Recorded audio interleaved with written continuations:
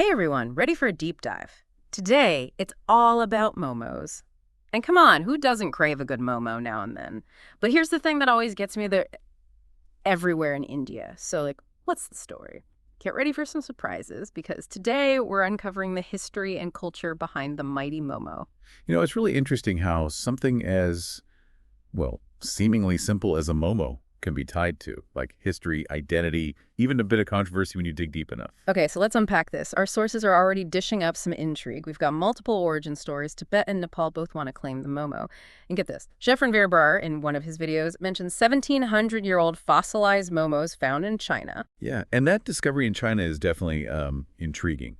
But it is important to remember that dumplings in general, they have a long history across a lot of different cultures. What makes momos unique is, well, it's their specific characteristics, the dough, the fillings, even how they're prepared varies.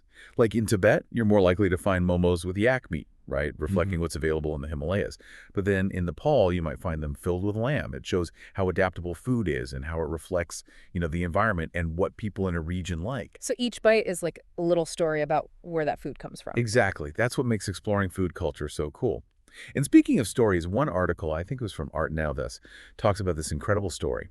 It's about a 7th century queen, a Lichhavi princess, who supposedly brought momos to Tibet. Whoa, a momo-loving queen. Okay, I have to hear this. What's the story? So the story goes that this princess, Bhrikuti Devi, married a Tibetan king. And get this, momos were part of her dowry. Now, there's no, solid evidence to back this up completely. But what's interesting is how it shows how food gets all wrapped up in legend and identity. Yeah. It's fascinating, right? And this specific princess, Bhrikuti Devi, she's actually revered as a goddess in Tibetan Buddhism, which makes that connection between momos, their history, and cultural stories even stronger. So even if the queen's story is more legend, it still says a lot about how important momos are in Tibetan culture. It's a connection to their history and who they are. Exactly. And as we, go further into this momo journey, you'll see how that connection to heritage keeps popping up, especially as momos spread to other parts of the world. Okay, so momos, long history, maybe even centuries old. But what about their journey to India?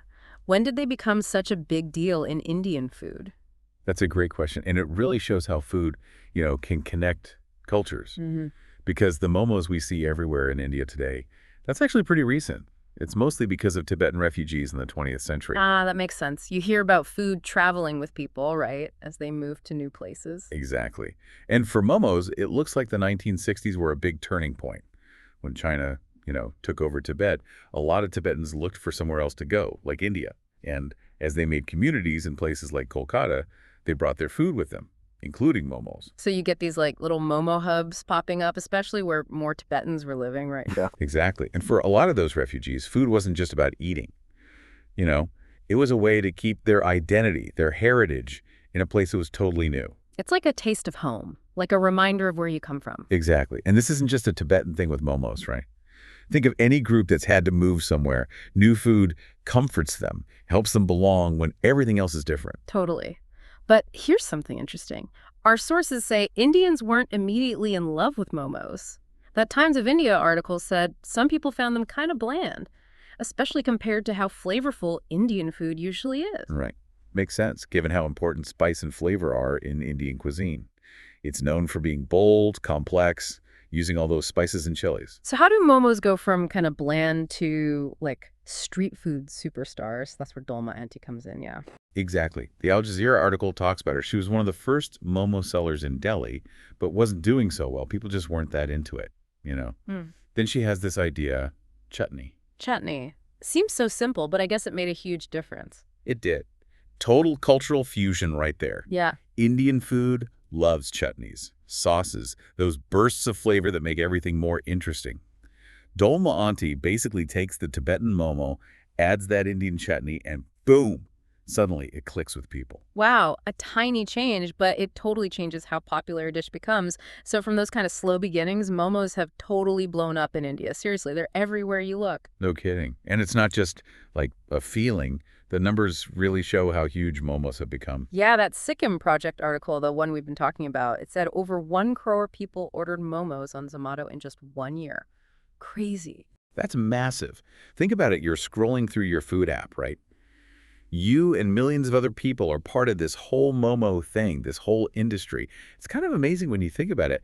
This dish that used to be, specific to one area is now like essential urban India. And speaking of how essential they are, that same article mentions, wow, Momo, a whole chain, over 400 restaurants, all about momos. It shows just how popular they are. But also, it says a lot about like the opportunity food brings in India. Momos mean business, right? Street vendors, restaurants, everyone gets a piece. Yep. It's innovation. It's the whole food scene changing right in front of us. A real success story. But like a lot of things, it's not always simple. The article also mentions how momo has been used as, like a bad word, a slur. That's really disheartening to hear. It is. It reminds us that even when food brings cultures together, it can get mixed up with, prejudice and stuff. The article talked about some politicians even trying to ban momos, saying they were a bad influence, which is really just stereotyping Tibetans and Nepalese. That's terrible. It's crazy how something as, I don't know, as delicious and normal as a momo gets caught up in these bigger issues about who belongs, who's accepted. Totally. It shows us food isn't just what's on the plate. It's history, it's culture, and yeah, sometimes it's those tensions you see in a place with so many different people. So next time you eat a momo, think about it, right? It's not just a tasty snack. It's a little bite of history, how cultures mix, a whole story that's still going on. Absolutely. This journey that started in the Himalayas, traveled with people looking for a home, ended up on the streets and like part of life for so many Indians. Yeah. That journey, all the ups and downs, that's worth thinking about. It makes you wonder, what other everyday foods have these stories behind them? What can we learn by digging into the stuff we eat all the time? Something to chew on, no pun intended, next time you grab a bite.